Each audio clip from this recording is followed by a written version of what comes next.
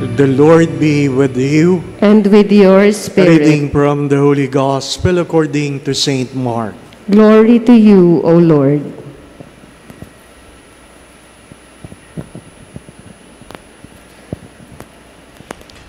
On leaving the synagogue, Jesus entered the house of Simon and Andrew with James and John.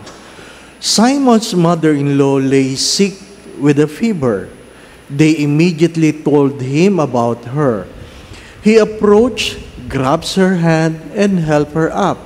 Then the fever left her, and she waited on them. When it was evening after sunset, they brought to him all who were ill or possessed by demons.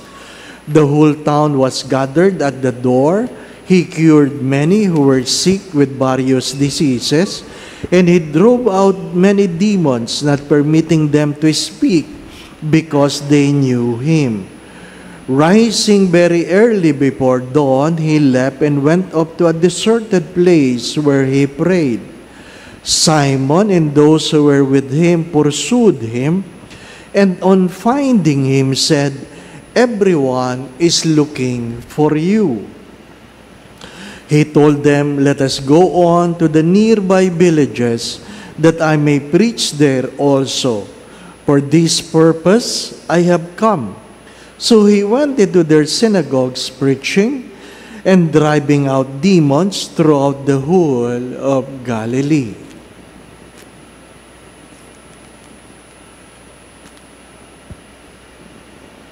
The Gospel of the Lord. Praise to you, Lord Jesus Christ.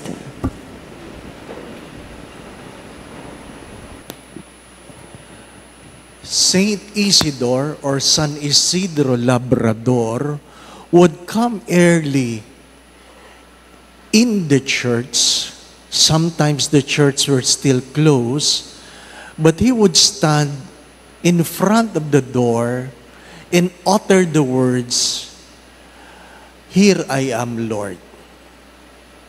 Andito na po ako." You know that Saint Isidro, San Isidro Labrador, is the patron saint of farmers. The reason why we have Misa de Gallo, so that farmers will be able to go to Mass before they can go to their field.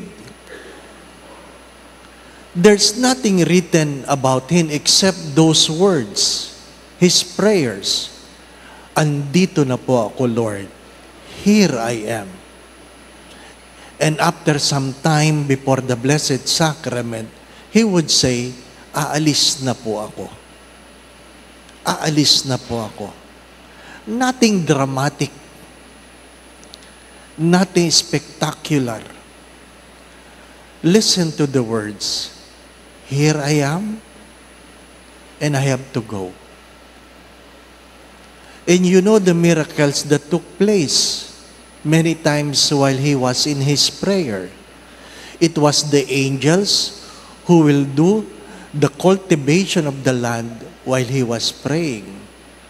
Ang anghel ang nag-aararo. Sabi nga, sa sakahan ni San Isidro. My dear friends, my brothers and sisters, what is the first reading trying to tell us? If you want to come before the Lord, and if you want the Lord to reveal Himself to you, you must declare your presence. Take note, you must declare your presence.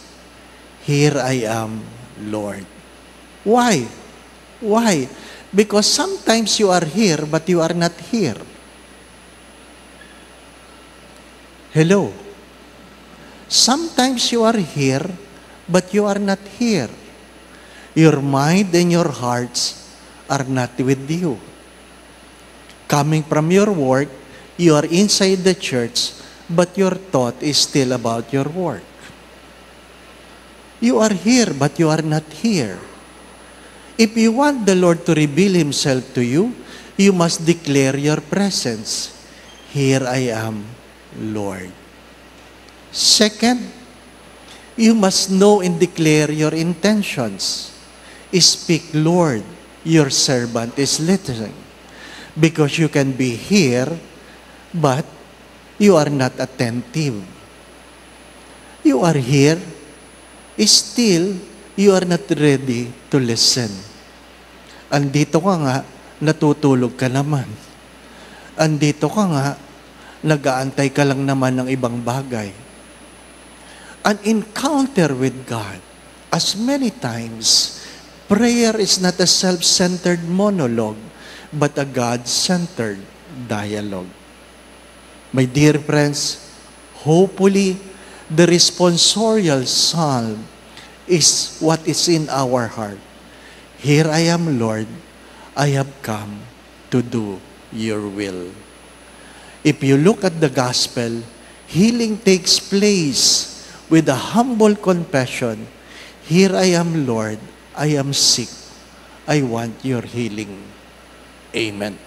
I am inviting everyone to our Novena Masses in honor of our patron, Santo Niño de Paz, that will start tomorrow evening, every 6 o'clock, until the fiesta, January 21. May nag-message, Father, saan isi-celebrate ang fiesta ng Santo Niño ng Greenbelt? Gusto ko sana sabihin sa Manila Grandstand.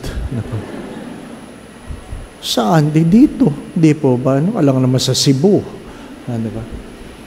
Ano kayo laman ng isip niya? Anyway, I'm inviting everyone again to our Novena Masses that will start tomorrow evening at 6 o'clock. And the Fiesta Mass will be presided by His Eminence Cardinal Jose Advencola on January 21, 6 p.m. I hope you can come. Going back to what I've said, we all know that sometimes we are here but not here.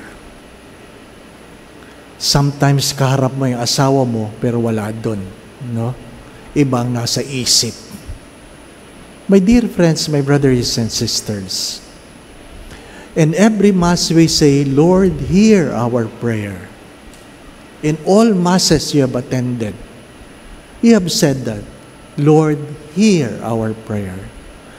But it's good to ask the question, how many of those Masses you also said, speak, Lord, your servant is listening. Parang si Lord lang na nakikinig, no? Tapos tayo hindi. My dear friends, my brothers and sisters, if you want God to reveal Himself to you, you must declare your presence and you must declare your desire.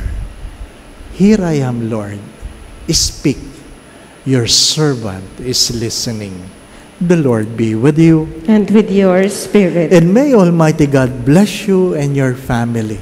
In the name of the Father, the Son, and the Holy Spirit. Amen. We now go in peace to love and serve the Lord. Thanks be to God.